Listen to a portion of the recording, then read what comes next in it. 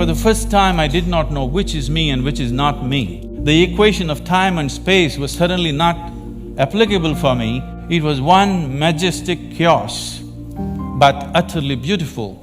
If this inclusiveness is experienced by humanity, definitely we could find solutions for everything.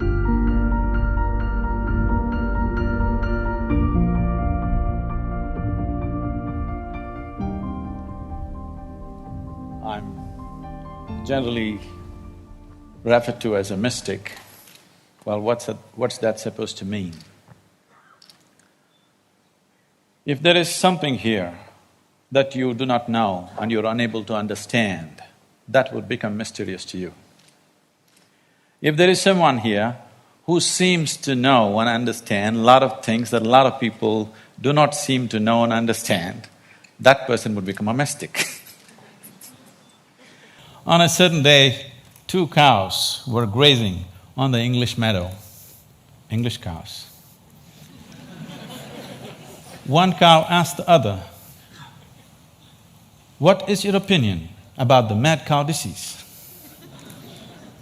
The other cow said, "I don't care a hoot, I'm anyway a helicopter." Being a mystic, being a realized being is just like this. A cow realizing that it's a cow and it becomes a celebrated cow. Holy cow, isn't it?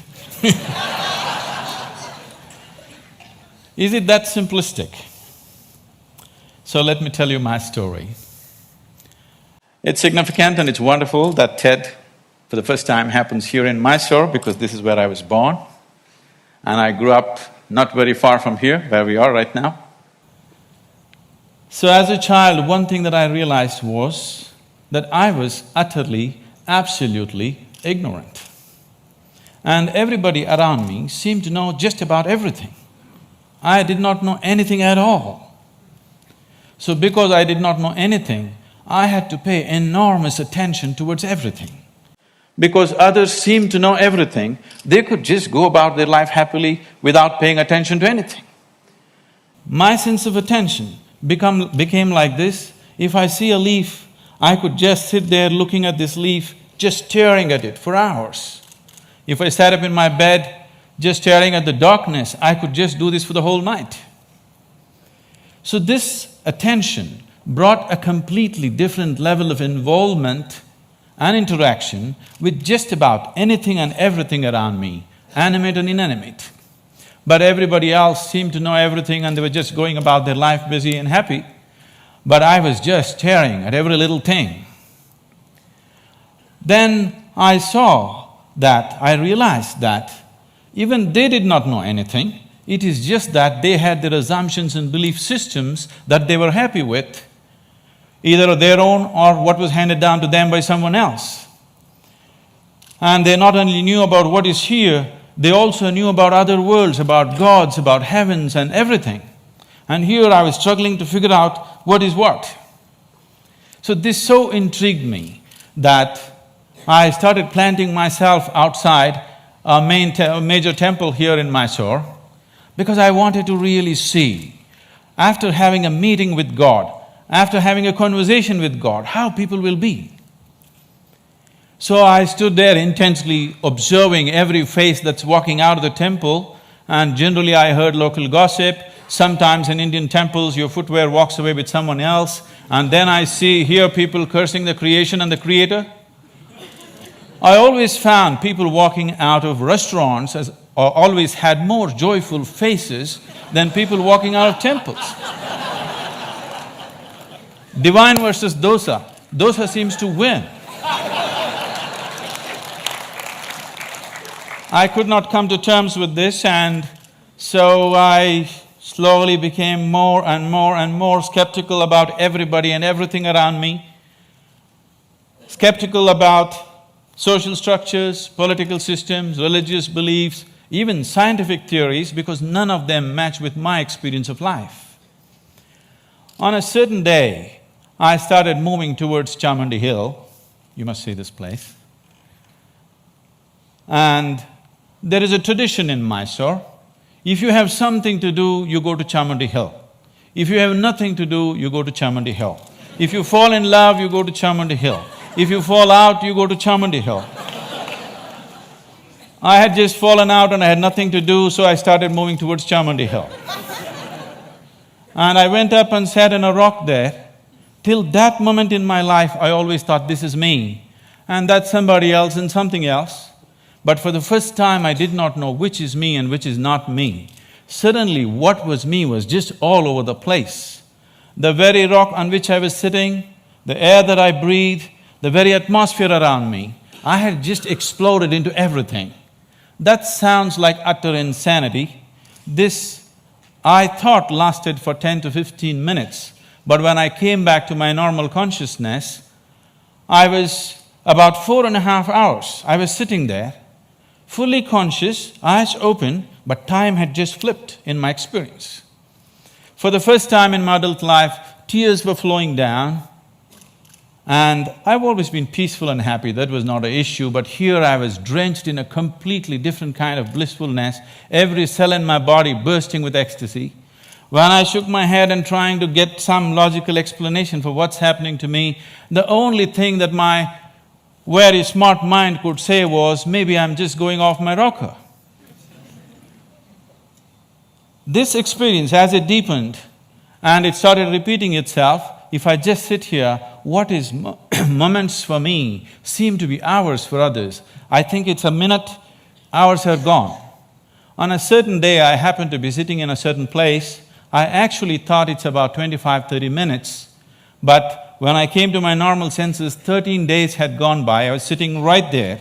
India being what it is, a whole crowd had gathered, garlands around my neck, people touching my feet, somebody wants to know what will happen to his business, somebody wants to know when his daughter will get married. All the things that I hated were just happening around me. And I had to move away from this place just to avoid this crowd around me. And as this experience deepened into me, one thing that happened to me was, everything that I believed was me suddenly was not me. This was always me. And suddenly I found this is just an accumulation of food that I've eaten. What I accumulate can be mine but can never be me. This was just a huge heap of impressions in my mind. And this body and mind, not being me but just being mine, a distance arose between me and my body, between me and my mind. This also facilitated a certain experience within me, that suddenly the equation of time and space was suddenly not applicable for me. I was seeing that what is here is there, what is there is here, past, present and future got mixed up. It was one majestic chaos, but utterly beautiful. So my skeptical mind, not able to come to terms with it, started conducting experiments. These experiments are too weird to talk about and the results too fairy tale-ish for anybody to believe. But one thing that I arrived at was that existence is not human-centric. And all human experience is self-made. Most people believe that their experience is molded by what situations in which they exist, but all human experience is 100% self-created from within. I think today a lot of science is beginning to agree with that. And having realized that, if all experience is created from within, if the basis of your experience is within you, the seat of your experience is within you as it is, what kind of experience of life would you want to have? For yourself, I'm sure you want it to be at most pleasantness, whatever you may be doing. What you want for your neighbor may be debatable, but what you want for yourself, definitely you want utmost pleasantness. As I realized the basis of my experience is within me, I shifted from staring at things to sitting with my eyes closed. This was a dimensional shift in my life, from staring to sitting with my eyes closed. I got so fascinated with this human mechanism, I wouldn't want to open my eyes. For days on end, I'm just keeping my eyes closed, wanting to see everything about this one. And what I realized was, if I take a piece of bread and put it into this system, this piece of bread becomes my body in a few hours, and I begin to experience this as myself. This amazing process, as I became more and more aware of it, I saw the very source of creation. The very maker of this body, the manufacturer of this body is within. Once I saw this, and I could see that I could rewire my brains completely in 24 hours, changing myself beyond social upbringing, family situations, even genetic qualities in me. I could see I could just completely change everything about myself. In 24 hours, I'm a different person. Another 24 hours, I'm a different person. I was like a conscious schizophrenic trying out different things. On a certain day, I just, in a field hockey game, I fractured my left ankle, and I went and sat down in a place. I was in excruciating pain, and by then I had also become a chronic asthmatic, and I had a very severe bout of asthma. And this pain and this inability to breathe together, they were quite something. At that moment it occurred to me, if the maker of this body is inside, why is it that I cannot mend this from inside? I sat down with a certain resolve. If this is true, I must be able to allow it to mend itself, otherwise I must be completely on a wrong track. I sat down with my eyes closed for about little more than an hour. When I came out, my asthma left me, never to come back again. And above all, my fractured leg was perfectly okay in little more than an hour's time. Armed with this experience, I started creating methods and systems through which every human being could access that intelligence and that capability within the system which can make a piece of bread into a human being. This intelligence and this competence within the human system, which is not just about thought process, exists in every human being, but unfortunately remains untapped. And I went about creating systems that people could make use of today, these technologies for inner well-being, these methods to engineer your interiority the way you want it. Millions of people are making use of it, enjoying the benefits of that, but the essential part of this is that there is such a high level of intelligence and competence on every millimeter of the body, every point of the body, not just in the thought process. This is completely untapped by human societies. There are ways to do this, and as I went into this process, what I saw was, what is it that determines what is me and what is not me? I am capable of taking a piece of bread and making it into myself. If I look at this body, it is just a piece of this planet that I have borrowed, but why is this separate and this is separate? Then I found that it is just the boundaries of sensation which determines what is me and what is not me. Here there is sensation, so this is me. There seems I don't feel the sensation, so that's not me. As I looked at these boundaries of sensation very, very closely from within myself, this was a phase of my life where most of the time I remained with my eyes closed. I realized that the boundaries of sensation can either be stretched, expanded, or even made smaller than what it is right now. You can sit here and not feel anything that's happening here right now. This happens in sleep to some extent. Or you can sit here and extend your boundaries of your sensation for this whole hall. And anything that is within the boundaries of your sensation, you will always experience as myself. There is a glass of water here, and this is not me, that's very clear. But if you drink it, you just included it into the boundaries of your sensation, and that becomes you. So if you throw the boundary of your sensation out in an expanded form, you can sit here and experience everybody in this hall as yourself. You can stretch it further, experience the very cosmic scape like you experience your own body. This sense of inclusiveness, if it comes into you, when this came into me, I suddenly realized that to be loving is not somebody's teaching. To be compassionate is not an idea. To be in empathy is not some esoteric principle. This is the way a human being is made. If only he does not constipate his consciousness with limited identifications with things that he is not. If you do not identify with anything that you have accumulated over a period of time, including your body and mind, every human being is capable of this. When it comes to external situations, each one of us is differently capable. But when it comes to inner situations, every one of us is equally capable. No human being is better endowed than the other when it comes to the inner realm. It's only in the external situations that we are all differently capable. If this inclusiveness enters human life, if you can sit here and experience people around you as yourself, I don't think I have to teach you to be good. I don't think I have to teach you to love. I don't think I have to teach you to care. Because caring for this one is very, very natural. This is ingrained within the very nature of the existence.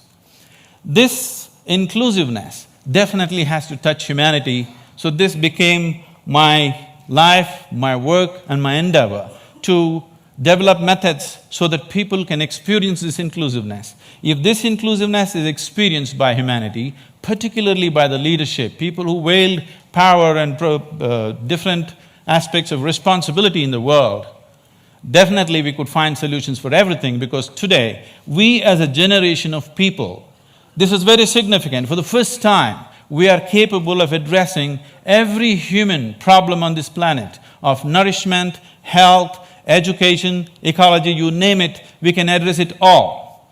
We have the necessary resource, capability and technology for the very first time. But are we going to do it simply depends upon how inclusive is our experience of life. If you stand here and you experience this planet as yourself, I don't think I have to tell you, take care of it. Every human being would do his best. When we do not have this inclusiveness, what we could do, we will not do. In our lives, if we do not do what we cannot do, that is not a problem. But if we do not do what we can do, we are a disaster. My hope and my work is just to see that we as a generation of people do not become that kind of a disaster, that what we can do, we will definitely do. And right now, what we can do compared to what we could do 100 years ago is so incredibly different, so incredibly different. But what's missing is an all-inclusive consciousness, a all-inclusive experience of life. If only we bring this about in the leadership, in the people, only then we will seek solutions that are relevant for all. Otherwise, we'll go about dabbling, in the name of creating solutions, we go about creating more and more problems. If we truly have to create solutions that are relevant for all, an experience of absolute inclusiveness has to happen to humanity, and it's possible. Thank you very much.